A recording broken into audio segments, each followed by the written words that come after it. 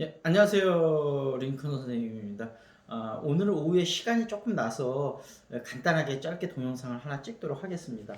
먼저 일단 뭐에 대해서 한번 좀 말씀드리고 싶냐 하면 오늘 아까 이제 영어 회화 이런저런 동영상을 좀 보다가 그 패턴 영어의 장단점 이런 거가 좀 나왔었거든요. 이제 어느 교포 선생님이 패턴 영어에 대해서 되게 이제 장점이 많다. 패턴 영어로 했으면 좋겠다. 근데 사실은 패턴 영어가 강사 선생님들 사이에서도 어떤 분은 되게 좋은 방법이다. 어떤 분들은 좀 별로 그닥 추천할 방법이 아니다. 이렇게 의견이 좀 분분해서 제가 제 나름대로 패턴 영어에 대한 제 생각과 어떤 분들한테는 이게 좀 굉장히 도움이 많이 되고 어떤 분들한테는 그닥 도움이 많이 안 되는지 그런 부분을 조금 설명을 드리려고 하거든요. 그러니까 패턴 영어 같은 경우는 예를 들면 한번 우리가 이런 표현을 한번 생각해 볼게요. 너 여기 이 동네에 뭐 예를 들면 얼마나 살았니? 여기 얼마나 살았니? 그럴 때 우리가 현재 완료를 쓰잖아요. Have you ever lived? How long have you lived here? 그러거나 뭐 예를 들면 이런 식으로 표현한다라고 해. How long have you lived? 그러면 그게 딱 패턴이잖아요. 현재 완료로 얼마나 오랫동안 살았냐 이런 걸 표현을 할 때 우리가 이런 걸 한번 생각을 해볼게요. 일단 패턴 영어가 도움이 되는 분들은 왕초보나 초보분들은 이게 도움이 확실히 돼요. 왜 그러냐면 내가 어떤 기본적인 표현을 입을 떼어야 되는데 입이 안 떨어지잖아요. 그러니까 그런 분들은 예를 들면 패턴을 좀 그게 50개가 됐던 100개가 됐던 션이랑 저랑 이제 90개 표현을 이제 하려고 하는데 왕초보나 초보분들은 처음에 입이 안 떨어지잖아요. 그러니까 그런 가장 기본적인 표현들을 입에 붙여서 익히면 예를 들면 뭐 잘 못 알아들었을 때 sorry, excuse me 뭐 이런 간단한 표현들이지만 그런 것들을 입에 익으면 이게 도움이 될 수 있는데 문제는 이제 초중급 분들이나 중급 분들이거든요. 이 분들한테는 패턴 영어가 도움이 되기는 하는데 근데 이제 초중급이나 중급 분들이 두 갈래로 나눠지거든요. 하나는 생활 영어에 좀 강한 분들이 있고 이런 분들은 이런 표현들을 대부분 알기 때문에 벌써 알고 있기 때문에 그다지 도움이 안 될 수 있고 또 한 부분들은 이게 예를 들면 리딩이라든지 이런 부분은 본인들이 그러니까 이분들은 공부로 접근을 한 부분 이제 생활 영어는 굉장히 약한데 앱스트랙 추상적인 부분 공부 부분은 되게 강하면 이분들은 영어에 대한 기본적인 뭐 예를 들면 간단한 토론이나 이런 건 오히려 가능한데 일반적인 패턴은 또 조금 대부분을 알고 있긴 하지만 간혹가다 막히는 것들이 있거든요. 이런 분들한테 부분적으로 도움이 될 수도 있어요. 근데 이제 문제는 어떤 부분이냐면 아까 초보나 왕초보 분들한테는 도움이 되는데 어떤 부분들은 이 패턴을 계속 익히는 거를 지루해 하시는 분들이 있어요. 왜냐면 이 패턴을 외워야 된다고 생각하는 순간 외우는 게 공부가 돼버리는 거죠. 그러니까 내가 이거 외우는 거하고 외우는 건 학습이고 스타디 개념이고 말하는 거는 이게 스피드아웃 몸으로 나오는 거잖아요. 이게 서로 연결이 안 되니까 외우는 건 외우는데 막상 말로 뱉어지지 않는 그런 단점이 하나 있고 그다음에 두 번째로는 말로 뱉어져도 예를 들면 우리가 원어민들하고 어떤 대화를 할 땐 주거니 받거니 대화가 이어나가야 되잖아요. 근데 뭔가 한마디는 내가 외워서 한마디 딱 던졌어. 그러면 원어민이 거기에 대해서 뭐라 응대를 했어. 그럼 내가 재차 또 반응이 나와야 되잖아요. 그것도 빠르게 나와야 되거든요. 이게 시간이 지체되면 원어민들은 좀 짜증이 나죠. 왜냐면 이게 대화라는 게 서로 주고받고 빠르게 서로 왔다 갔다가 돼야 되는데 내가 한마디 했는데 여기서 또 반응이 나오려면 뭔가 한참 시간이 걸려. 그럼 원어민들은 좀 이 사람하고는 대화 못 하겠다 하고 간단하게 이제 대화를 하고 마무리를 짓고 끝내버리죠. 뭐 영어 선생님이어서 이 사람을 많이 배려해주고 얘기하지 않는 다음에는 굳이 내가 말도 잘 안 되는 사람하고 길게 대화를 할 필요가 없잖아요. 그냥 어느 정도 짧게 대화하고 딱 마무리를 짓죠. 그러니까 결국은 이제 초보를 넘어서 초중급으로 가기 시작하면 얼마만큼 그게 5분이 됐든 10분이 됐든 대화를 이어나가느냐가 중요하거든요. 근데 패턴 영어를 해서 그걸 한두 마디 딱 대화를 해버리면 한두 마디 대화가 그냥 끝나버려요. 그러니까 사실은 초중급이 돼서 패턴 영어를 조금 웬만큼 익히신 다음에는 그 다음에는 내가 쉬운 영어를 써도 in my words 나의 단어를 통해서 대화를 5분이건 10분이건 이어나가는 게 중요하지 한두 마디 패턴처럼 틱 던져놓고 그 다음에 아무런 대책이 없는 그런 영어는 별로 도움이 안 되는 거죠. 그러니까 아까 다시 한번 정리를 하자면 초보나 왕초 부분들한테는 패턴 영어 확실히 도움이 되는데 이걸 또 너무 패턴 영어를 재미있게 공부하시는 분들도 있고 지루해 하시는 분들도 있거든요. 재미있게 공부하시는 분들은 재미있게 하시면 되고 지루해 하시는 분들은 패턴 영어가 맞지가 않는 분들이에요. 그래서 이 부분들은 패턴 영어보다는 다른 방식으로 좀 접근을 해야 될 것 같고 다른 방식은 어떤 방식이 있냐 그건 제가 또 다음번에 시간을 내서 한번 설명을 드리도록 할게요. 그래서 어찌됐든 패턴 영어가 기본적으로는 초보나 왕초 부분들한테 도움이 꽤 되는데 패턴 영어 자체를 지루해 하시는 분들한테 도움이 별로 안 되고 초중급이나 중급자분들한테는 이 사람이 생활 영어에 강하냐 아니면 앱스트랙 좀 추상적인 거에 강하냐에 따라서 좀 도움이 많이 될 수도 있고 도움이 되긴 되지만 그닥 도움이 많이 안 될 수도 있다. 이런 식으로 정리를 해서 패턴 영어가 얼마만큼 나에 적합하고 도움이 많이 될 거냐 그리고 내가 지루해하냐 아니면 재밌어하냐 이런 걸 종합적으로 판단을 하셔서 내가 패턴 영어에 좀 시간을 투자할 거냐 아니면 패턴 영어보다는 다른 거 예를 들면 아까 얘기했다시피 나의 말로써 이렇게 5분 10분 대화를 계속해 나가는 쪽에 좀 더 포커스를 맞출 거냐 이런 부분들을 좀 정하시면 될 것 같습니다. 그리고 두 번째는 이제 요것도 이제 영어 동영상을 보다가 이제 좀 나왔던 얘기들을 제가 조금 더 생각을 해봤는데 이제 영어식 사고 이런 부분을 제가 이제 많이 강조를 드렸잖아요. 근데 한국 분들이 아직까지도 어떤 고정관념에 많이 생각이 되냐면 어떤 한국말이 있으면 그거를 정확히 1대1로 매칭이 되는 영어 표현이 있을 거라고 생각을 하는데 그걸 있는 경우도 있고 있지 않는 경우도 있거든요. 근데 자꾸 그런 습관을 들여서 한국말을 내가 먼저 생각을 하고 이거를 자꾸 영어로 번역을 하려고 그러면 항상 타이밍이 늦고 리스닝 할 때도 그렇고 스피킹 할 때도 그렇고 원어민의 속도를 쫓아가지를 못해요. 그러니까 다시 한번 말씀드리면 컨텍스트 속에서 이해를 하면서 원어민의 스피드를 쫓아가려면 영어로 생각을 하셔야 돼요. 근데 물론 처음에 쉽지 않죠.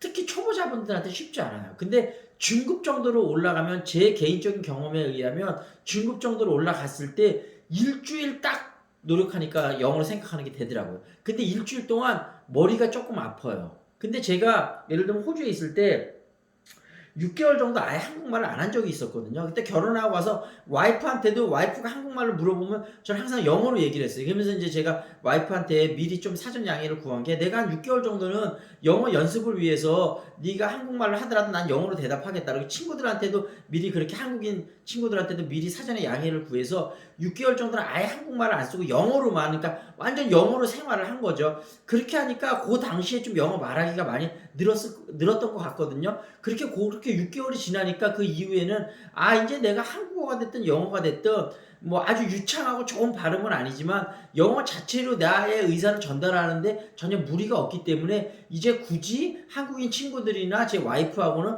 꼭 그 사람들이 한국말을 했을 때 내가 영어로 응대할 필요는 없겠다. 그렇게 생각이 돼서 6개월 이후부터는 제가 한국말로 응대를 했었거든요. 근데 그 6개월 시점이 제가 거의 한 중급 정도 수준일 때 호주를 갔다 그랬잖아요. 그래서 그때 100부터 109까지 있는데 제가 108반부터 시작을 했는데 그게 한 달 정도 지난 시점이었거든요. 그러니까 제가 중급 정도 되는 실력에서 한 달 정도 지난 시점에서 그 영어 네이티브 스피커 선생님 중에 한 분이 영어로 생각하도록 훈련을 했으면 좋겠다 그래서 일주일 동안 조금 머리가 아팠는데 일주일 정도 지나니까 물론 이제 그 당시에는 호주에서 생활하니까 여러 가지 주변 환경은 완벽한 영어 환경이었고 영어 방송을 또 많이 봤죠. 그렇지만 때때로 와이프나 한국 친구들 만나서 한국말을 중간중간에 썼었는데 그 한 달 되는 시점에서 제가 어떤 결단을 내리고 6개월 정도는 이렇게 아예 한국말을 안 쓰고 의식적으로 영어만을 썼었다. 그래서 그때 스피킹이 많이 늘었었고 그런 어떤 환경을 우리가 한국에 있으면 그런 환경을 인위적으로 만들기는 쉽지는 않은데 어찌됐든 본인이 중급자 정도에 일단 먼저 도달했다고 하면 초보자나 초중급자는 영어를 생각하려는 걸 아예 시도를 하지 마세요. 왜냐하면 애초에 그건 되지가 않기 때문에. 근데 영어 중급자 정도 되신다. 영어 중급자라면 어느 정도 생각하시면 되냐면 내가 좀 나의 익숙한 주제에 대해서 예를 들면 내가 테니스를 좋아해. 그럼 테니스에 대해서는 원어민하고 2-30분 내가 익숙한 주제에 대해서는 그래도 한 20분이고 30분이고 편하게 영어로 이야기를 하고 영어를 웬만큼 원어민이 약간 배려를 해준다면, 그러니까 원어민 자기들끼리 얘기하는 아주 빠른 스피드는 아니어도 거기서 살짝 조금만 배려를 해주면 다 알아듣고 내가 하고 싶은 말 하고 내가 익숙한 주제에 대해서 한 30분 정도 원어민하고 편안하게 대화를 할 수 있다. 요러면 일단 한 중급자 정도 된다고 보시면 될 것 같거든요. 그래서 그 정도 레벨에 도달하신 분은 아까 얘기했다시피 영어로 생각하는 습관을 그렇게 드리면 좋을 것 같아요. 그래서 제가 한 1년 지난 시점에서 영어를 웬만한 걸 내가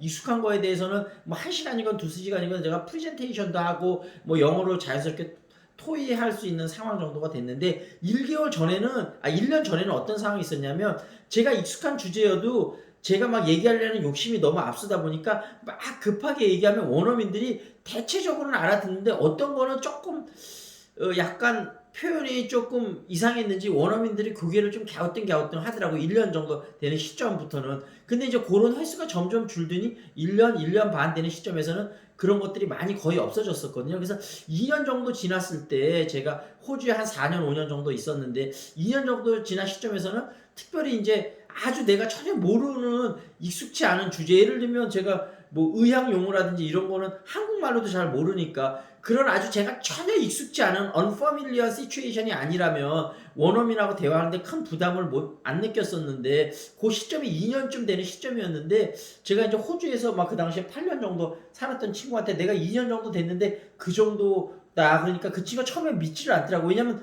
자기는 8년 됐는데도 그런 상황에 도달을 못했는데 니까짓 게 무슨 2년 됐는데 그런 상황에 도달했냐. 그러면서 처음에 믿지를 않는데, 그러니까 그게 사람마다 좀 차이가 큰 것 같아요. 저 같은 경우는 성격이 약간 낙천적이고 적극적인 성격이라 원어민들하고 많이 어울리고 그 친구들하고 대화도 많이 하고 원어민이 아니어도 예를 들면 다른 나라 친구들하고 많이 어울리면서 영어로 대화를 많이 했었거든요. 근데 한국인 친구들은 대부분 한국인들끼리만 얘기하고 대학교에서 공부할 때도 사실은 내가 라이팅 웬만큼 되고 리스닝 웬만큼 되면 스피킹은 좀 안 되더라도 학교 커리큘럼 따라가는 건 따라가거든요. 그러니까 사실 거기서 대학원을 졸업을 했어도 특히 공대나 IT 쪽 같은 경우는 대학원을 졸업했어도 원어민들하고 5분 정도 편하게 대화가 안 되는 친구들이 많아요. 그 원어민들하고 대화를 하는데 프레셔를 굉장히 느끼고, 예를 들면 맥도날드다 그러면 거기서 주문할 때 특히 젊은 애들은 배려 없이 10대 애들 막 빠르게 속사포처럼 얘기하거든요. 그러면 순간적으로 못 알아들으면 다시 물어보면 되는데 한번 내가 호주에 8년, 10년 있었는데 그걸 못 알아들어? 이런 거에 대해서 자책감을 느끼고 다시 물어보지를 못하는 친구들을 많이 봤어요. 그러니까 너무 내가 8년인데 10년 있어야 되는데 내가 완벽하게 알아들어야 되는데 나는 알아듣지 못한다는 거에 대한 프레셔를 너무 많이 느끼는 거죠. 그래서 그럴 필요는 굳이 없을 것 같고, 그래서 이제 다시 한번 정리해서 말씀드리면 한국하고 영어하고 1대1 정확하게 매칭이 되는 표현이 없는 경우도 되게 많다. 제가 예를 하나 들어봐 드릴게요. 우리나라에서 이런 속담을 한번 이따가 가정해볼게요. 아까 있죠. 사촌이 땅을 사면 배가 아프다. 요거에 해당하는 정확한 영어 속담이 있을까? 없어요. 근데 비슷한 얘기의 속담은 있을 수 있겠죠. 근데 이거를 만약에 그거를 말 그대로 리터럴리 번역을 해서 예를 들면 When my cousin buys the land, my stomach hurts. 만약에 아니면 my stomach 아니면 my tummy hurts. 그러니까 stomach은 보통 문어체로 많이 쓰이고 구어체는 tummy라고 많이 쓰는데, 그럼 이런 표현이 있다고 했을 때 원어민이 이 표현을 과연 어떻게 알아들을까? 우리가 사촌이 땅을 사면 배 아프다는 그런 정확한 그 뜻을 알아들을 수 있을까? 제가 생각하기엔 약간 다르게 알아들을 가능성도 되게 클 것 같아요. 왜냐하면 그런 거에 적절한 표현이 아마 서양에서는 없을 수도 있기 때문에. 그러니까 아까 얘기했다시피 우리나라 말하고 영어를 1대1로 매칭시켜서 그렇게 항상 하려고 했던 분들은 그게 잘 안 된다. 그렇게는 잘 안 된다. 요거를 하나 알아두시면 좋을 것 같습니다. 지금 얘기하다 보니까 패턴 영어의 장단점하고 1대1로 정확하게 매칭이 안 된다. 요걸 얘기하다 보니까 얘기가 너무 길어져서 오늘은 다른 표현은 안 될 것 같고 신문에 나오는 좀 표현들 같은 거 몇 개만 더 하고 오늘 오후에는 마무리를 짓도록 하겠습니다. 오후에 나오는 표현은 어떤 표현이었냐 하면, 여기서 우리나라 사람들은 예를 들면 요즘 이제 코로나 시대라 정말 취업하기 되게 어렵다는 그런 기사가 오늘 아침에 또 봤었는데, 요런 표현이 한번 있다고 생각을 해볼게요. 우리나라에서는 첫 월급을 타면 부모님에게 빨간 내복을 사드리는 풍습이 있습니다. 요즘은 빨간 내복은 잘 안 입으니까 안 사드리는 것 같고, 뭐 그게 검은색이 됐든 어찌됐든 그 언더웨어 내복을 겨울에, 그러니까 겨울에 우리나라 옛날에 많이 추우고 난방이 안 됐었는데 좀 부모님들이 따뜻하게 겨울을 지내셨으면 지내시라는 그런 마음에서 그 내복을 사드렸던 거겠죠. 근데 이걸 한번 표현을 해보면 Koreans have a custom of buying red underwear when they get their first salary. 이런 식으로 표현하면 좋고. 근데 제가 한번 그런 말씀을 드렸잖아요. 이 영어도 언어의 한 부분이고 언어는 문화의 산물이니까 뭐 미국이나 영국 문화도 알아야 되지만 다른 나라의 문화에 대해서도 다양한 그 퍼스펙티브를 가지고 계셔야 문화의 폭이 넓어지고 언어에 대한 폭이 넓어지고 특히 유럽 같은 경우는 영국하고 다른 나라들하고 굉장히 가까이 몰려있기 때문에 유럽의 다른 나라의 풍습들이 아는 것도 영어 공부에 있어서 상당히 중요하거든요. 근데 북구라 그러면 예를 들면 우리나라 말로는 노르웨이, 핀란드, 스웨덴인데 이게 영어로는 노르웨이, 핀란드, 스웨덴 이렇게 표현하거든요. 요 북구라고 우리가 보통 많이 생각하죠. 북구 사람들은 첫 월급을 타면 의자를 사는 풍습이 있대요. 그러니까 우리나라하고는 약간 다른 풍습이죠. 근데 그게 보통 이제 자신을 위한 의자를 사는 건데, 그러니까 어떻게 보면 우리나라보다 약간 개인주의가 그래서 서양이 더 발달했다고 생각을 하면 되겠죠. 요걸 표현하자면 북구를 Northern European이라고 얘기를 할게요. Northern European buy chairs when they get their first salary. 첫 월급을 탈 때 그걸 사는데, 근데 어쨌든 북구는 겨울에 춥고 그게 꽤 길잖아요. 그래서 또 어떤 풍습이 있냐면 그 의자를 산 다음에 자기가 가장 좋아하는 담요를 그 의자 위에 걸쳐 놓는데요. 그래서 요거를 한번 표현을 해본다면 put his or her favorite blanket on the chair. put 하면 놓는 거죠. 그 체어 위에 가장 favorite 좋아하는 블랭킷을 뭐 이렇게 위에 놓는다. 이런 표현이거든요. 그러니까 요게 북부에는 이런 풍습이 있다는 거, 이런 거를 상식적으로 하나 알아두시면 나중에 혹시 원어민들하고 대화할 때 이런 부분들이 또 재미있는 한 포인트가 될 수가 있겠죠. 그리고 여러분들이 한번 이제 이런 얘기를 한번 이것도 어떤 그 교포가 어떤 동영상 강좌에서 했던 얘기인데 이 교포가 우리나라에 처음 왔을 때 그때 개그 콘서트가 항상 유행이어서 이런 얘기를 했었다 하더라고요.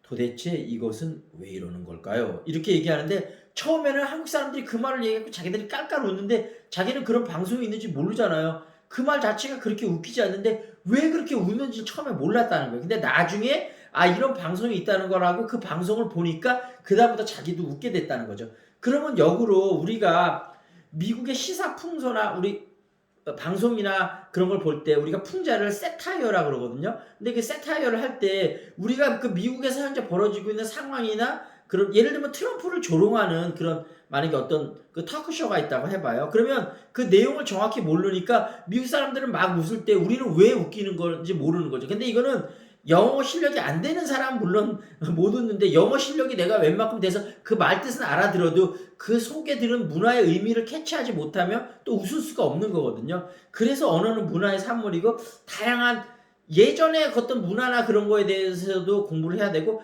최근에 어떤 시사 이슈나 트렌드에 대해서도 늦춰지지 않게 계속 여러분들이 킵업 위드를 하셔야 그런 어떤 미국 뉴스나 방송이나 터크쇼를 보셨을 때 미국인들이 웃을 때 같이 웃을 수가 있는 거죠. 제 말 뜻 무슨 말인지 아셨죠? 다시 한번 정리하면 오늘은 첫 번째는 패턴 영어의 장단점, 두 번째는 영어하고 우리나라는 절대 1대1로 정확한 매칭은 안 된다. 그래서 영어로 생각을 해야 된다. 그 다음에 이제 그 북유럽 사람들은 첫 월급을 타면 의자를 사는 습관들 같은 거를 통해서 볼 수 있듯이 어떤 언어는 문화의 산물이고 그런 부분들을 이해를 하면 우리가 훨씬 더 영어의 폭이 넓어질 수 있겠다. 이렇게 세 가지 부분에 대해서 말씀드렸습니다. 예, 그러면 다음 이 시간에 뵙도록 하겠습니다. This is Lincoln. See you next time.